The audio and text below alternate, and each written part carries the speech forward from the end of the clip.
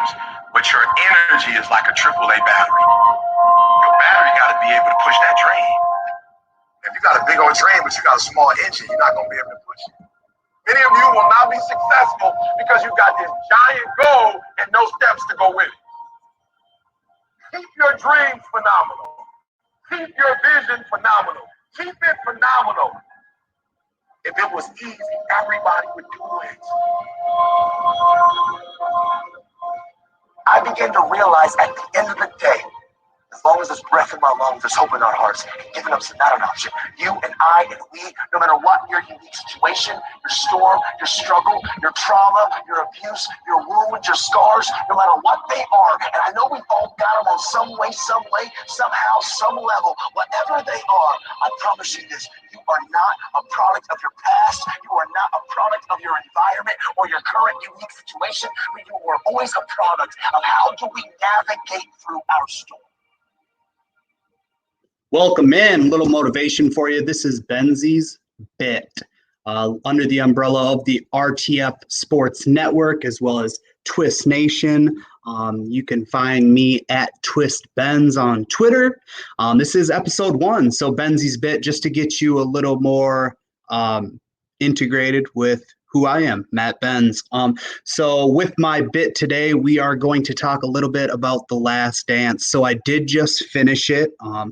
I work early in the morning, so it was DVR'd, and I did get to finish it. So my takes on it was awesome. You know, at first when I heard that it was going to be, you know, a 10-episode, 2 episodes a week, hour-long bit, you know, I thought that was going to be a lot, but I was really impressed with how they could stretch out.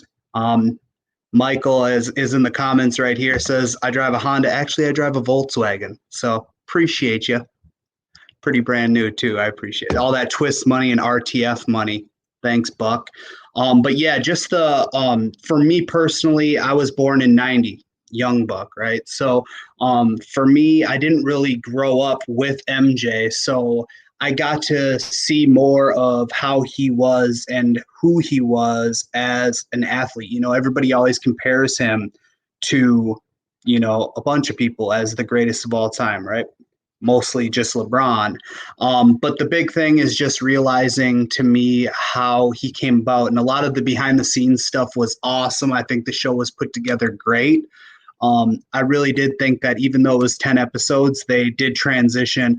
A lot of the haters, let's say on Twitter and things, are saying, you know, the jumping around from, you know, going into the future, or not the future, but going to like 98 and then jumping back to like 93 and zigzagging all over the place. They were kind of hating on that. I liked that, you know, but I could follow it. I was a little more competent than maybe most of the viewers.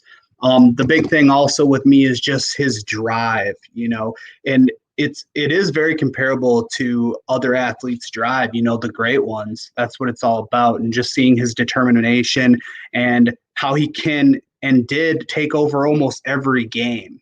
You know, that's the thing that I compare him most to LeBron about, is just that they have that switch and they understand how important the fans are, and they go out each and every game and try to produce a bit of entertainment that keeps the fans and the jerseys being sold and things like that. So as a show, I think it was great. You know, I really enjoyed it.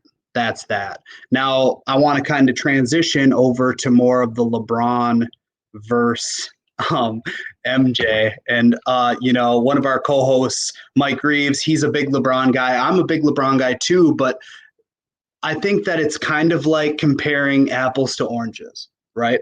They're both fruits, and LeBron and MJ are both basketball players, right? But they're apples and oranges. You know, back when MJ was around, it was more of like the bad boy basketball, you know, where you could actually throw your body around and, you know, there wasn't as many fouls. It was way more physical. You know, that's a different story in that Michael had to go up against a lot of different stuff. Mike is actually hating right now on this take.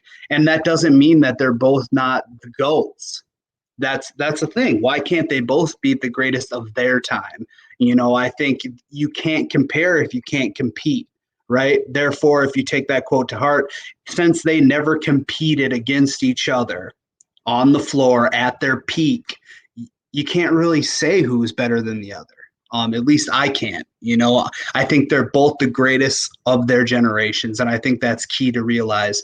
For me, LeBron is a freak of nature, just like MJ. But then also you see what MJ had going on, and he couldn't handle the heat. We had our show of Twist this last Saturday, and we had Stan Norfleet on, and he kind of talked about how MJ couldn't handle the heat basically when it was going on, how he retired. And yes, his father's death had a lot to do with that, but also before his father even was murdered, he had already been talking about how he was going to go play baseball.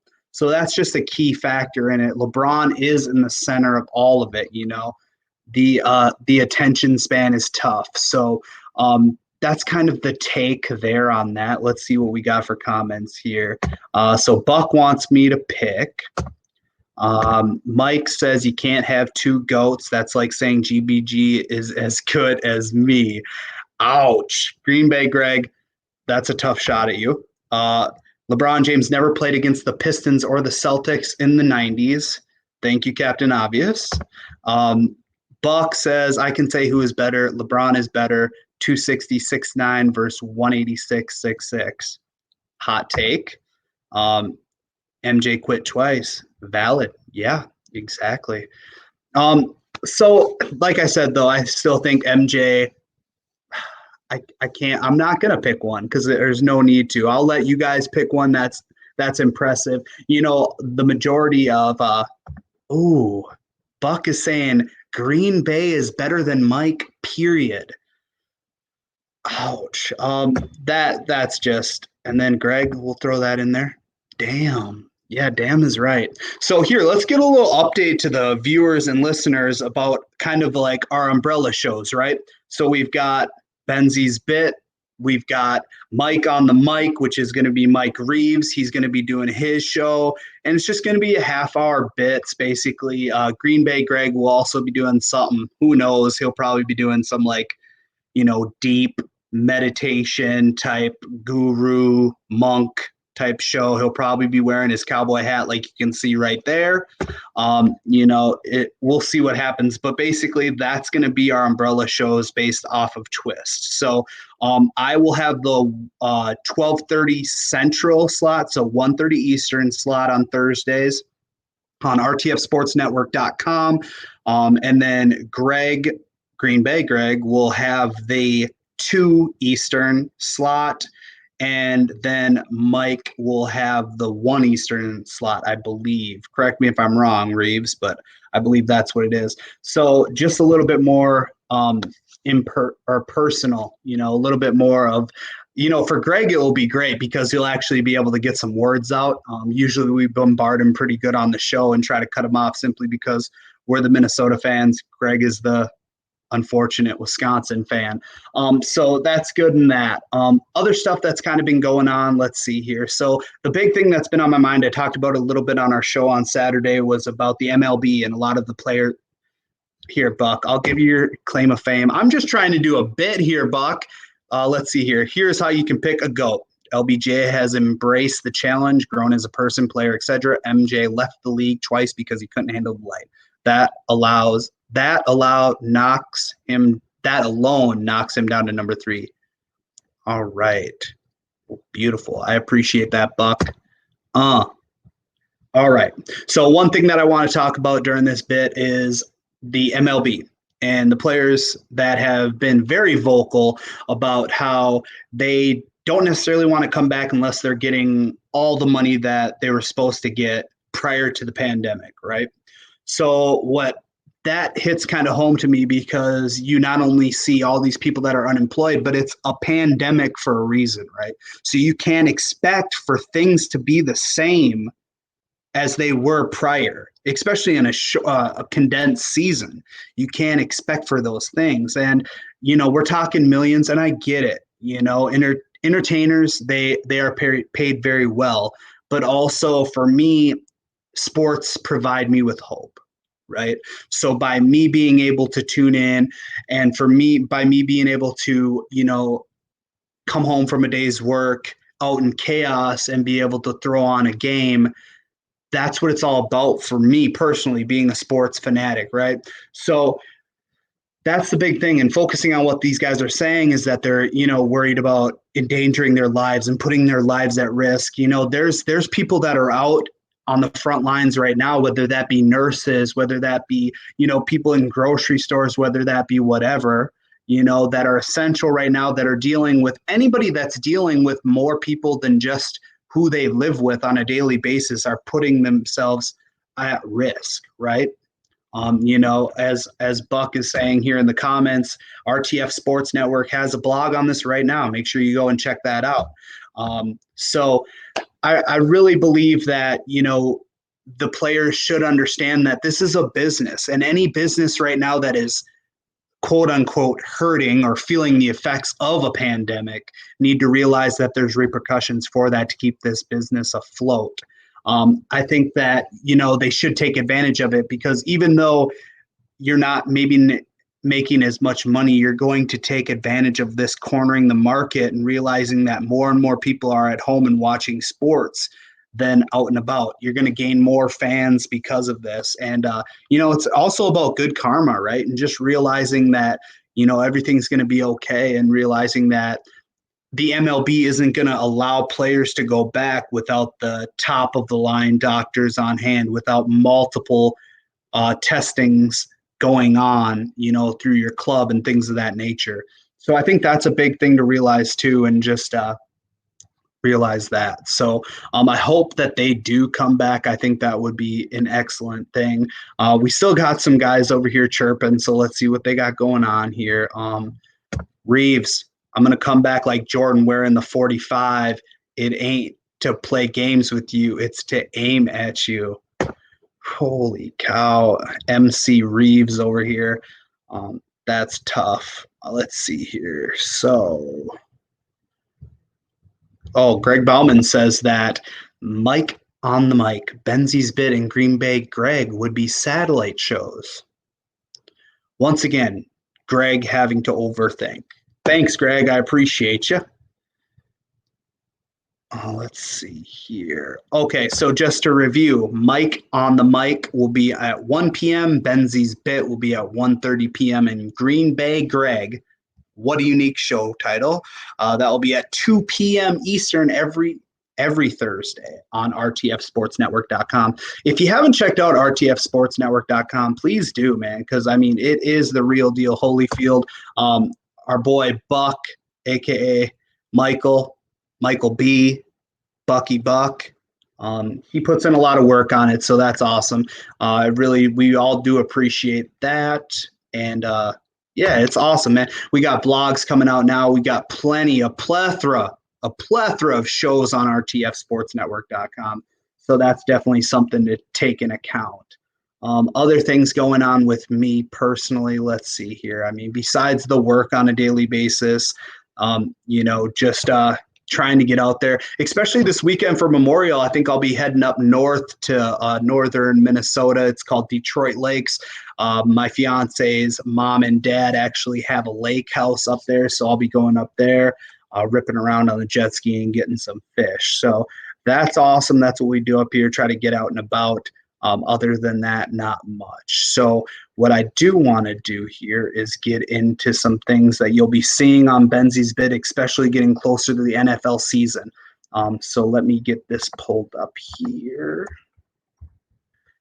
So I came out on my Twitter at TwistBenz. I actually came out earlier in the year with my 2 early top 10s. So let's get a little glimpse of those and get those going here. Basically, just like it sounds, it is my 2 early top 10s for fantasy football. It's going to be pretty awesome here. Just let me get to it. Let's see here.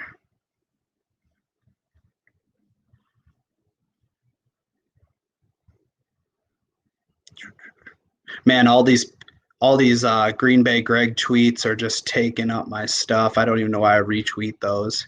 It's just hogwash. Let's see.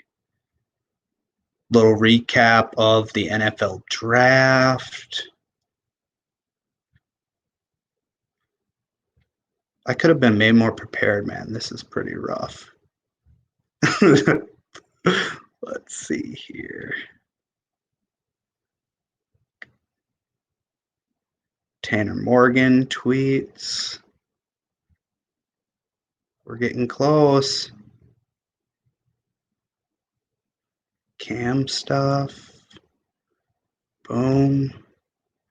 All right, here we go. So too early. Let's start with the 2020 wide receiving rankings.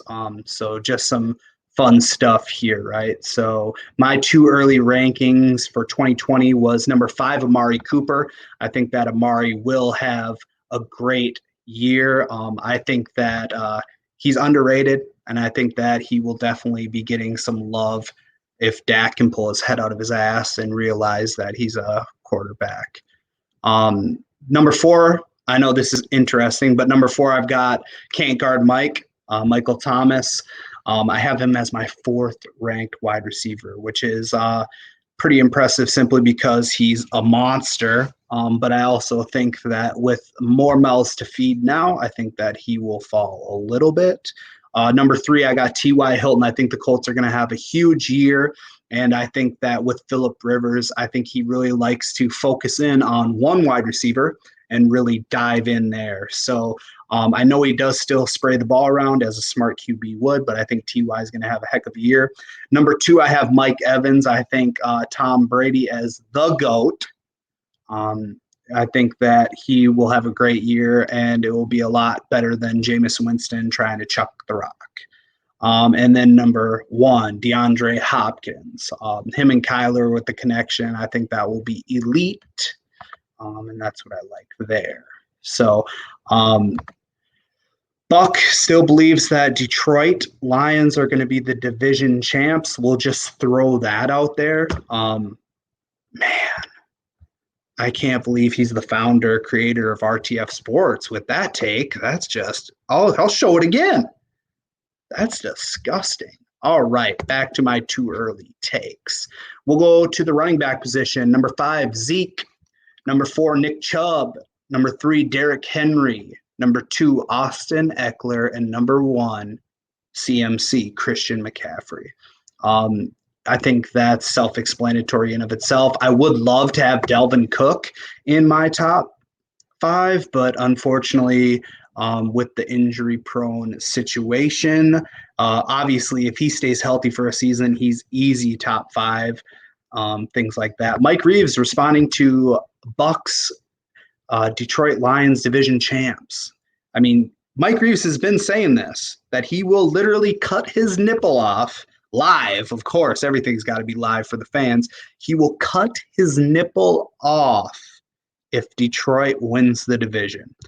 Greg, on the other hand, will rip his nipple ring out if the Lions win the division.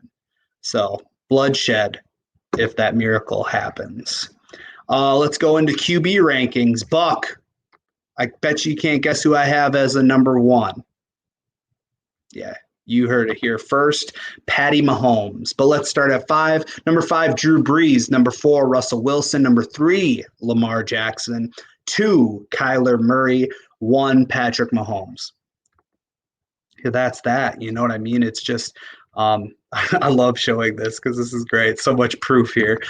Reeves cutting his nipple off. But yeah, I think Kyler, I'm really high on Kyler this year. Even in our mock draft on Twist, the boys actually talked me into taking him. I don't really like taking a quarterback too early. It's burned me in the past. But yeah, Kyler, I think, will have an amazing season. All right, so let's see here. Other than that, once again, Twist is live. However, this week, Twist will be live on Friday, and I believe that is going to be a 5:30 show. So a 5:30 Central show that will be live this Friday due to Memorial Weekend and me going up north. We decided to move it around. So we have that going for us. Let's see. Other than that, we just did our takes. I did my take on The Last Dance, I did my take on who is the better one of the two, Michael Jordan or LeBron James. And since everybody seems to want me to pick who is the greatest of all time, in my opinion, then I have to go with who's been the greatest of all time during my life, and that's LeBron. I mean, it's as easy as that. I've never seen somebody live take over games, especially in the postseason, like LeBron does. Whether it's driving to the hoop, whether it's making the big shots, but not only that, but LeBron makes, out of all the athletes I've ever seen play, LeBron makes people better. You know, whether it's Zydrunas Ilgauskas or Jordan Clarkson, dude's making people better, and that's what it's all about. I mean, up until this year, I mean, you might say that Dwayne Wade was kind of a Pippen, but he wasn't, though. You know what I mean? Bosh definitely wasn't the big man that could take over the game. So I will go and put my hot take on it and say that Mike Reeves will cut off his nipple if Detroit wins the division, and that LeBron is my GOAT. So other than that, that's all I've got. This is Benzy's Bit, episode number 1, and it's going to be a good time. Thanks, guys.